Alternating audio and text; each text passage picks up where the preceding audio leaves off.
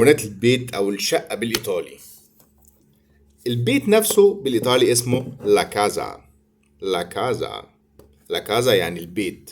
كازا يعني بيت ولا يعني يبقى لا كازا يعني البيت. لا كازا.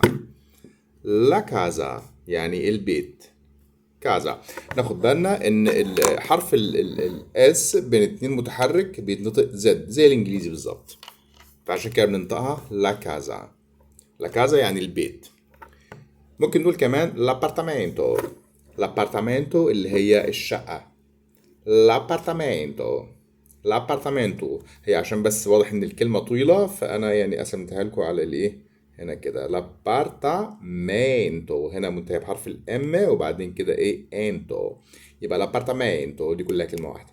لابارتامنتو اللي هي الشقة. لا كاميرا. لا كاميرا الغرفة طبعا.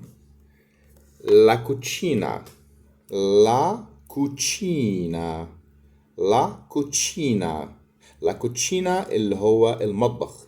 لا كوتشينا. il balcone. il balcone. il balcone اللي هي البلكونة طبعا واضح من المعنى. يبقى la casa. la casa البيت. l'appartamento. l'appartamento. وبالمناسبة بمناسبة كلمة l'appartamento، هي في الانجليش برضو الشقة بيتقال عليها apartment. طبعا هو ده مش انجليش ستاندرد، طبعا كلمة apartment هو امريكان انجليش، هو انجليزي امريكان، وهي كلمة apartment اللي هي في الامريكان انجليش اصلا هي كلمة مش انجليزية اساسا، هي كلمة دخلت في اللغة الامريكية او اللكنة الامريكية من الفرنسي.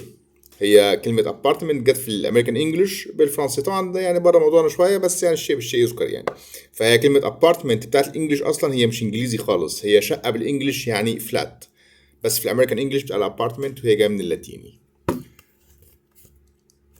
دي مكونات البيت. يبقى لا كازا اللي هو البيت، الابارتامنتو اللي هي الشقة، لا كاميرا الغرفة، لا كوتشينا اللي هو المطبخ، البالكونة اللي هي البلكونة. Grazie.